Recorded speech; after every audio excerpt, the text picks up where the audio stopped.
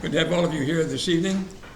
Please open your Bibles to the book of Micah and chapter 7. We'll be beginning in verse 5 in just a few moments. Micah chapter 7 and verse 5. So we continue the study of Micah's prophecy.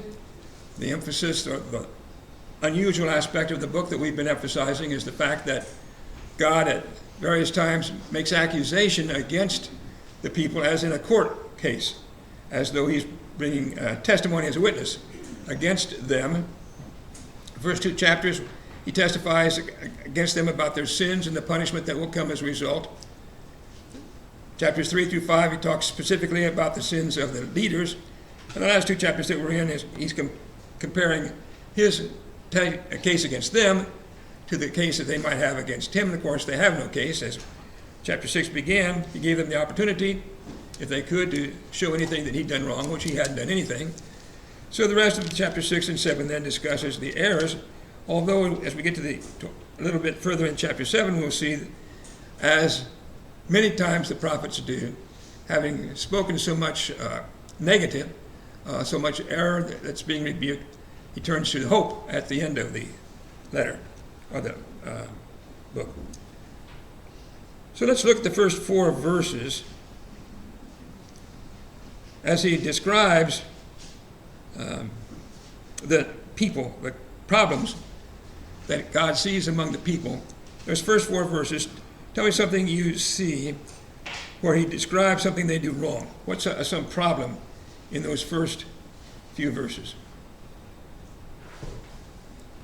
Not trusting in a friend. Say it again. Not trusting in a friend. Okay, even friends are not trustworthy. Okay? Even your friends cannot be trusted. Excuse me as I flip through the last part of chapter 6. Even friends cannot be trusted. They're not trustworthy. Okay, what else? Karen.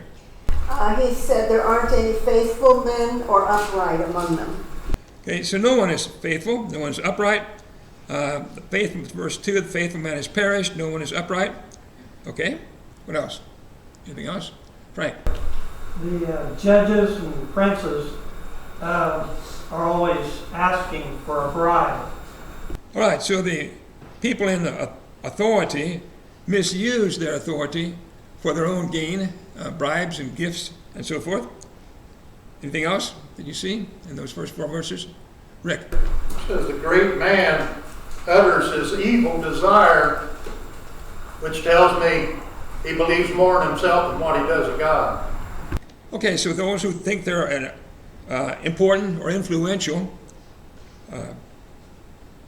say what they want to do is evil, do what's evil. In fact, first part of verse 3 then says they do evil with both hands. They're right in their doing as eagerly as they can the wrongs that they seek to do. Okay? Anything else? Velma. Well, all of these things that he finds wrong with him, he describes them, these, as the best of them and the most upright. So, what could you count on? Yeah, these are the good people. What about the worst of them? That's the best he could find and the most upright, but there's nothing upright about it. Okay. Was there something else, a comment? Steve? Verse 5 says, from her who lives in your bosom, I take that to me. Okay, so we'll get into verse 5 and Take heed. we'll get into verse 5 in just a minute. So, but here we're seeing that they're not trustworthy. He compares them in verse 4 to a briar or a thorn hedge. Okay, there was one point at the last part of verse 4 that I wanted us to notice that we didn't have time for last time. Question number 7, he has referred to the watchman, the last part of verse 4. So I ask you to look up some other passages about watchmen and see what that refers to. What is the significance of a watchman? Question number 7. Karen. A watchman often is used as someone who gives warning. And in Ezekiel 3:17, it says, "Son of man, I've made you a watchman for the house of Israel. Therefore, hear a word from my mouth and give them warning from me." Okay. So a watchman was responsible to be on guard for the coming of danger, Other passages? Anybody has, Bill? Ezekiel 2, verse 6. And you, son of man, do not be afraid of them, nor be afraid of their words, through briars and thorns are with you, and you dwell among scorpions. Do not be afraid of their words, or dismayed by their looks, though they are a rebellious house. All right, that goes back to the idea of the briars and the thorns. But as you go through the book, Ezekiel is also, again, is like here in Micah, is given the responsibility of being a watchman. Okay, so physically a watchman would be on guard for the approach of danger, an enemy or whatever, to warn the people. But spiritually, a prophet was responsible to be on guard to watch for sin and to warn the people about their sin. Okay? Other comments on the watchman? Terry. Ezekiel 3:1-7 describes a good watchman and a failing watchman, one who tells the people, warns the people when he sees danger, is a good watchman. But the watchman that does not warn will be responsible for the blood of the people who were not warned. Okay. So those who are responsible for the teaching of God's word have the duty of telling people when they need to correct their lives. If they don't tell them when there's sin that there's there and they need to correct it, the people are still going to be punished for their sins, but the one who failed to warn them will also be punished because he didn't do the job of warning them. If he warns the people, then he's done his job. If they heed the warning or not is up to them, but it's his responsibility to make sure that they have the warning. So that's what Micah is doing, is responsible to do here in the book of Micah, warning people about these sins as though it were a court hearing, telling them about the things they've done wrong. Other comments through verse 4. Anybody else before we move on? Susie. At the end of verse 4, it says, the day of your watchman and your punishment comes. Well, some other translations use, instead of punishment, use the word visitation. And I thought that was an unusual word, but it carries with it the idea of responsibility. And you'll give an account. So the day of their visitation is when they'll be punished because they haven't accepted their responsibility.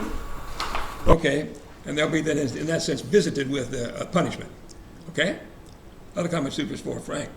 It doesn't use the word watchman, but for us today in Hebrews 13, verse 17, it tells us, obey your leaders and submit to them, for they are keeping watch over your souls as those who will have to give an account. Let them do this with joy and not with groaning, for that would be of no advantage to you. So specifically then, the elders, and we studied the elders not long ago in 1 Timothy chapter 3, one of their responsibilities is to watch for the lives of the members, to be on guard for sin and to warn them their need to correct their lives. Okay, let's go ahead and read some more now in chapter 7 of Micah. Let's read chapter 5 through 10. Who'd like to read chapter 7, verses 5 through 10, please? Chapter 7, Bill, chapter 7, verses 5 through 10, please. Do not trust in a friend. Do not put your confidence in a companion. Guard the doors of your mouth from her who lies in your bosom. For son dishonors father, daughter rises up against her mother, daughter-in-law against her mother-in-law. And man's enemies are the men of his own household. Therefore I will look to the Lord. I will wait for the God of my salvation. My God will hear me. Do not rejoice over me, my enemy. When I fall, I will rise. When I sit in darkness, the Lord will be the light to me. I will bear the indignation of the Lord because I have sinned against him. Until he pleads my case and executes justice for me, he will bring me forth to the light. I will see his righteousness. Then she who is my enemy will see, and shame will cover her who said to me, where is the Lord your God? My eyes will see her. Now she will be trampled down like mud in the street. All right, so he continues in verse 5, describing the sins of the people and the testimony God has against them. Verse 5, we already talked about it to some extent.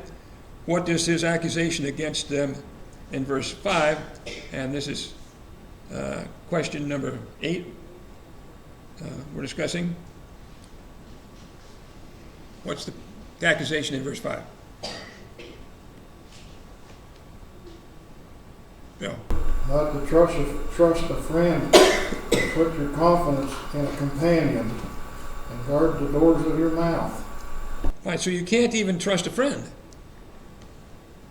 All of us know that there are some people that you can't trust, people that would betray you, but you would hope that your friends, your companions, and certainly your wife, your spouse, you would hope you could have confidence in, that they would be trustworthy. But even those people are not trustworthy, according to Micah, in the case of the people of Judah. Okay? Can't even put confidence in a friend. You have to be careful even what you say to your own wife, because she may betray you. Okay? Comments, discussion, verse 5? All right, so we see the depth then of the degradation among the people. Verse 6, what relationships are even can be a problem, according to verse 6? What problems can be described according to that? Question number 9. Steve. Betrayal. Betrayal. Betrayal by whom?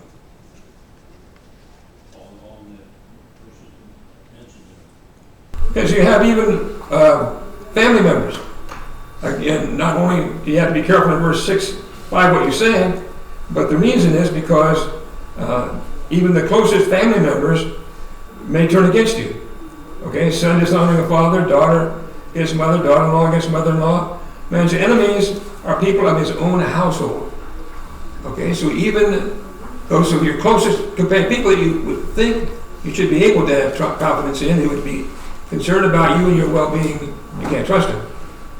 So I ask you, of course, then, where is that quoted in the New Testament? Question number 10. Where do we see the New Testament and how is it used in the New Testament? Question number 10. See? Matthew 10, 35 and 36. It says, "For I have come to set a man against his father, a daughter against his mother, her mother, and a daughter-in-law against her mother-in-law. And a man's enemies will be those of his own household." Okay, so Jesus quoted the passage pretty close to word for word and applied it to the dangers in his own day. So what can we learn from that? What does that tell us? Rick? It tells us if you're going to follow Christ, you have to put away everything else and follow Christ and his teachings. Now, if your family is doing wrong, and they'll end up hating you for that, because you're telling them they're doing wrong and they need to repent and come to Christ. So you're playing with people's opinions and Okay, and their sense of guilt and so on, okay? All right, did I see other hands? Susie? Well, it also makes me think that human nature doesn't change. Solomon talked a lot about that it'll just, people are the same unless they're touched by God's word. So the problem that Micah was dealing with here back in Micah is not unique to Micah's day. That wasn't the only time, the only group of people where those kind of dangers would happen. Jesus says it would happen also in his day, and of course, and throughout the New Testament period. And the same thing can happen today. So we have an example here of the kind of thing that we've seen it before, that we just read something in one of these minor prophets, and we say, well, that sounds like today. Which it is, not because Micah or whoever is talking specifically about our day, but because it's Susie pointed out, the same problems occur over and over again. And so just as there were people in those days who would resent those who serve God faithfully, so there are people today who will resent others, even family members who serve God. And sometimes there's problems in families as a result. Comments or other discussion on verse 6? I suspect that most of us are aware of situations like this. Certainly if we've been Christians for very long, we've seen it.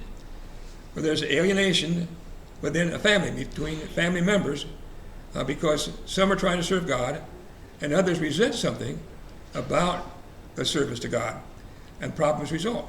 Jesus predicted it. Micah talks about it here, and that's why Jesus then is quoting it for his own application. Other comments then through verse 6. All right, now in verse 7, it appears to me that there's a change in direction, like we often see in the prophets. That they'll be probably talking about bad things that are bad, that is, in the sense that problems that he's rebuking, like the watchman, pointing out the errors, the dangers, and rebuking them, and the consequences, the punishment that will come. Usually about some foreign nation, Assyria or Babylon, will come and take the people captive. But somewhere along the line, sometimes more than once in a book, there's a turning point as it turns to blessings to come in the future. There's these problems now, but God is going to provide other things in the future that will be a blessing. And so that begins, it seems to me, in verse 7 and continues with some variation as we go through the rest of the chapter. So verse 7, who does Micah, I think he's speaking for the people. He says, I will look to the Lord, but I think it's not just him speaking for the people. What does he say he will do in verse 7? Bill. Wait for the God of my salvation. All right, so I'll look to the Lord and wait for the God of my salvation. My God will hear me. So we seem to see here a change of attitude that I believe Micah is speaking on behalf of the people. All of these bad things that he's been describing and the punishment that's going to come, there will come a time that people will turn to the Lord. Now, for a while now, it might not seem who it is or who he's talking about. But verse 18 talks about the remnant. We really don't get to a specific mention of them until we get to verse 18. But we've talked about the remnant a number of other times in the prophets. And I believe that's what he's doing here. He's beginning to speak on behalf of the remnant. Whereas all of these, there's so many people that are wicked like are described here, but still God has his remnant. And the remnant will be also in particular a remnant in the Messianic age under the gospel. So he's talking about, I believe, those who will return from captivity, who will be God's remnant, but they're symbolic of the remnant under the gospel. And so there's blessings to come for the future. Despite all the problems that have been described, there's blessings in the future for those who will turn to God. So let's look and continue through the chapter and see what he says and see how that works out. Other comments or discussion on verse 7? All right, let's move on and see what happens. Verse 8. What does he say in verse 8 about his enemy? Question number 12. What does he say about his enemy? Okay, he said, don't rejoice over me. Why? Why should the enemy not rejoice over him? Frank.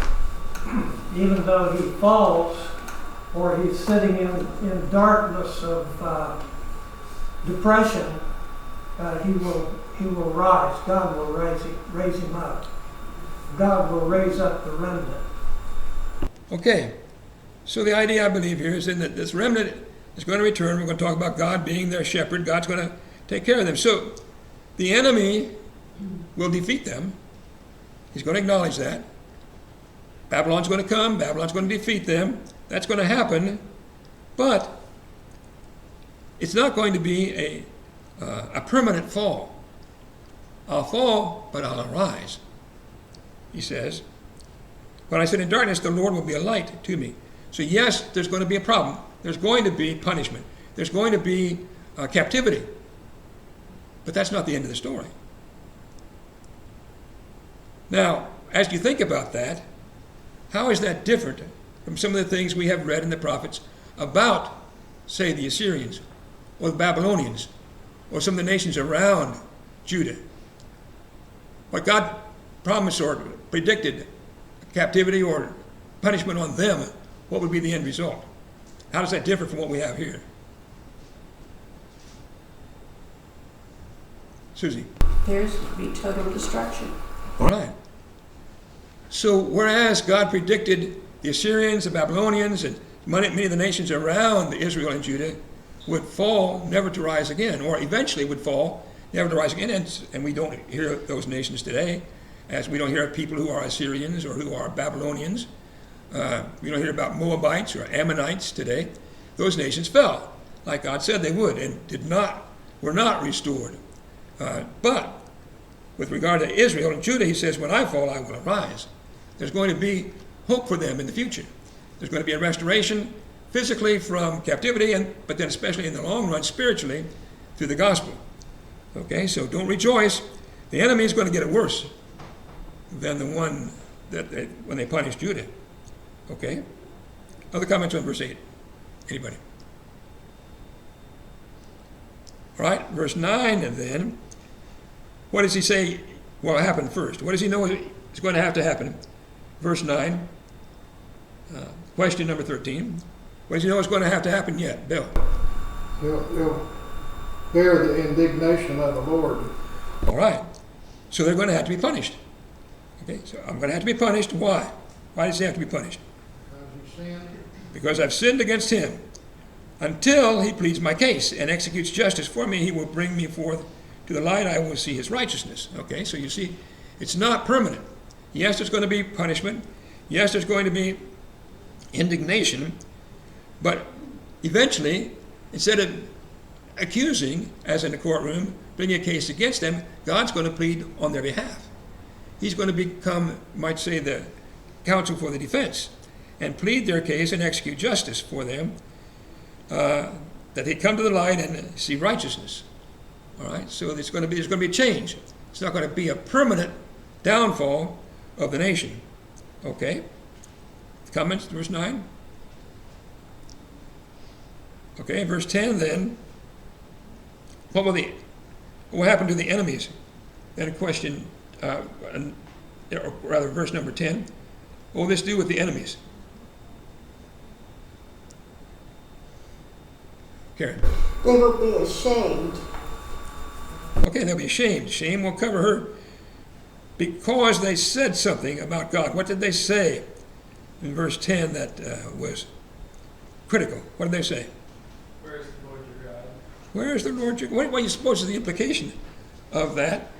Why would they say a thing like this? This is question number 16. Why would they say something like that? What's the implication of it, Susie? Well, it was mockery, just like Christ on the cross when the soldiers and the thieves, one of the thieves said, if you're the Son of God, where's your Father? Come on down. Okay. Other comments? All right, so the idea is that you're suffering. And remember, think about what the Rabshakeh said when Assyria attacked and said, well, don't think your God can deliver you. What God delivered any of the other nations that we attacked and defeated. What makes you think that your God can deliver you? Okay? So where is your God?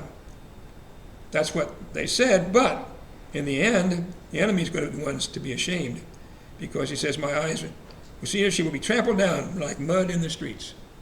Okay?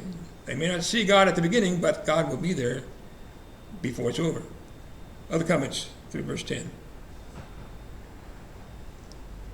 Okay? All right, let's read some more of it then. Let's read 11 through 13. You'd like to read verses 11 through 13 for us, please. Chapter 7, verse 11 through 13.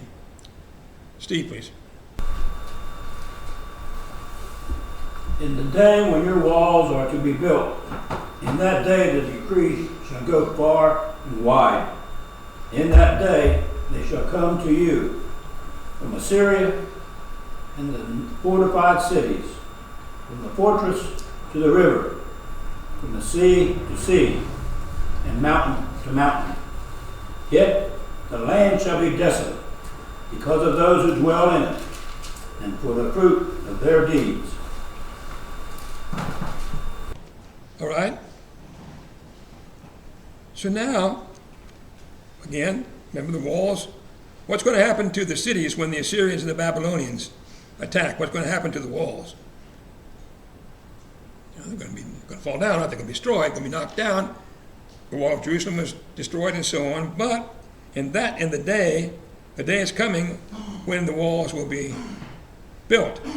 So what's his point in verse 11 and the following verses then?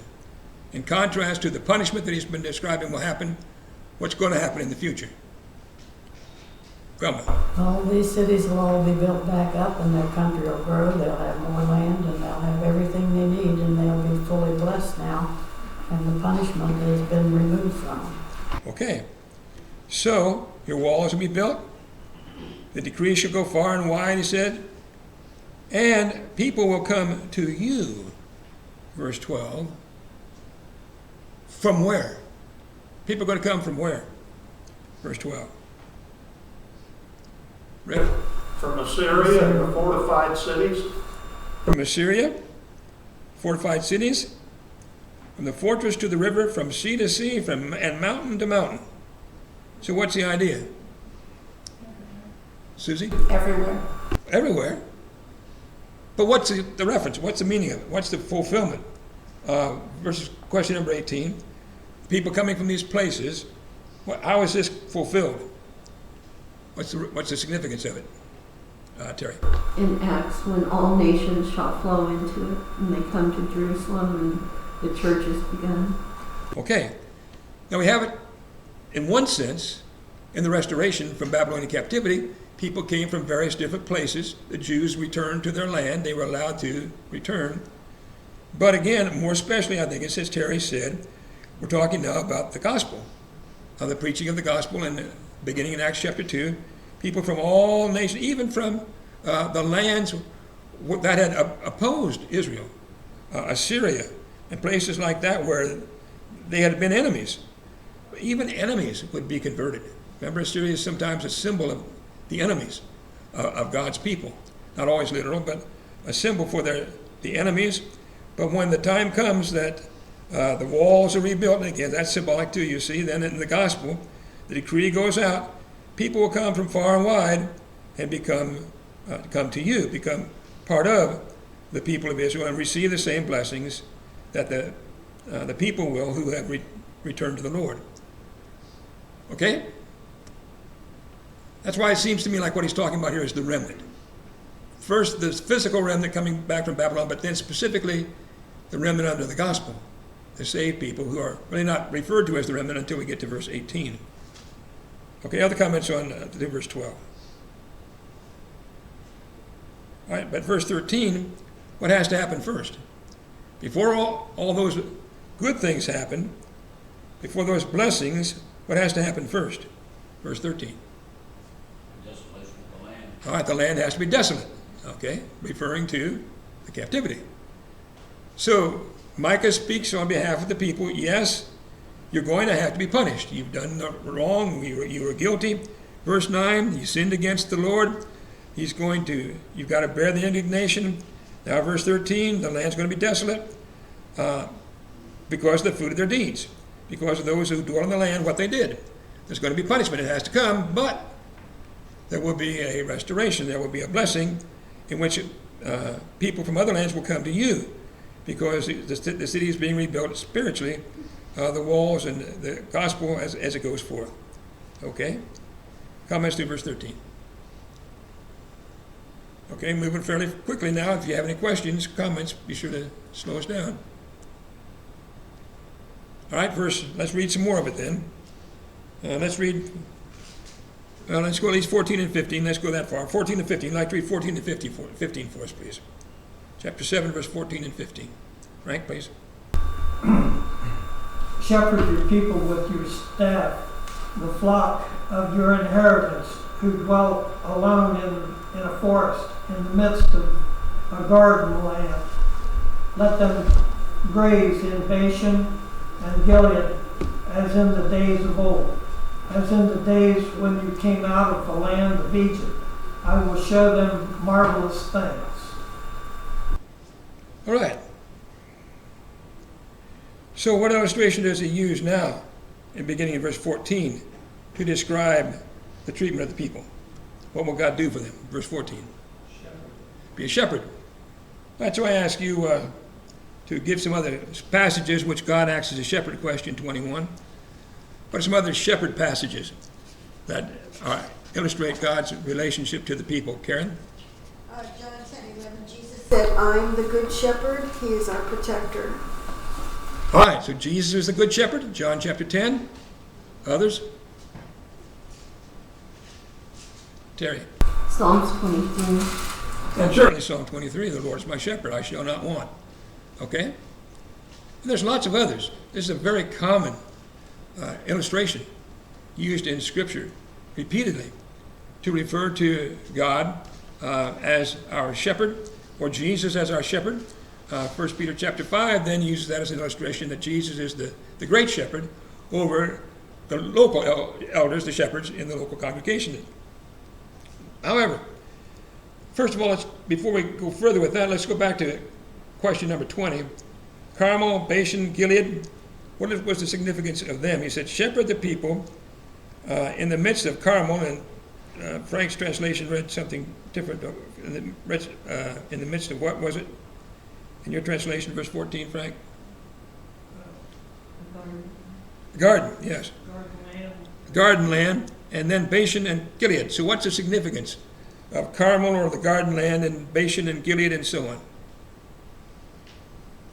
Well, Mount Carmel was on the Mediterranean coast, and Bashan and Gilead are on the east side of the Jordan River.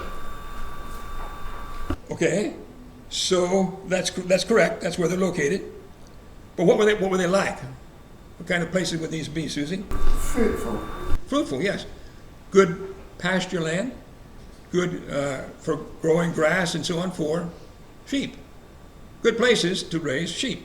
So that's just an illustration, another symbol where God would shepherd his people with his staff, the flock of his heritage. They would dwell in the midst of Carmel and in Bashan and Gilead, as in days of old. So what's the significance of them, that they would have these places that would be fruitful and so on, as in days of old? Meaning what?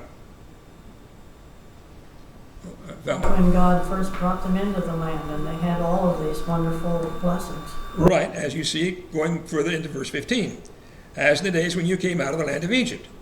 Okay, so God had brought them into a land flowing with milk and honey, a land with many great blessings, and that was his intent, to give them a fruitful land and bless them richly, but it was conditional. They had to be faithful in order for it to continue, and if they weren't faithful, then the punishment would come, especially if they were guilty of idolatry. They would end up going into captivity. And so here we have a summary.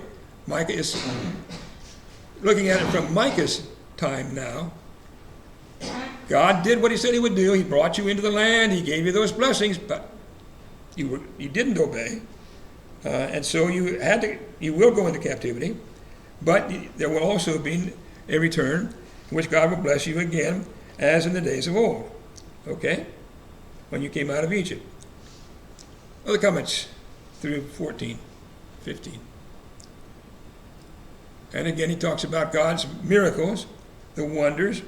And I don't know it, but he means that to be literal under the New Testament, but of course it certainly was.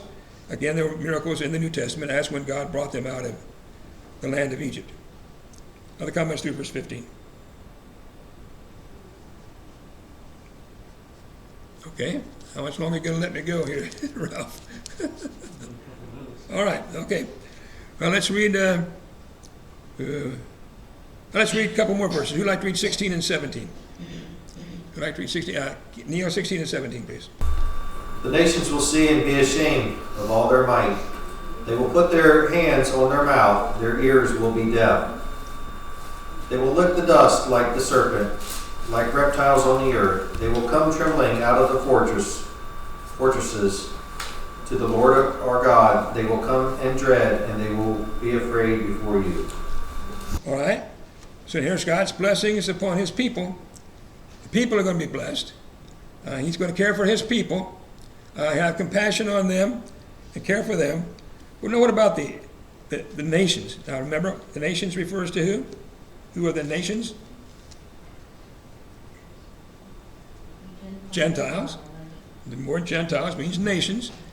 Not the nation, God's nation, Israel, but the nation, the nations, the Gentiles, the other nations, all the other nations. All right, so God is going to bless his people, but what about the other nations, those who are not his people? This is now question number 24. What's going to happen to them? Susie. Well, they'll be astounded by what they see and hear. Great fear will come upon them, and they'll be humbled. All right. They'll be humbled. They'll be ashamed.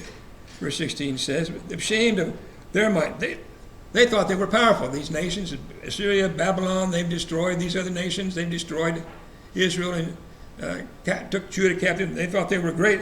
But in the end, they're going to be ashamed. Just to put their hand over their mouth. What is that? What's the significance of that? You put your hand over your mouth.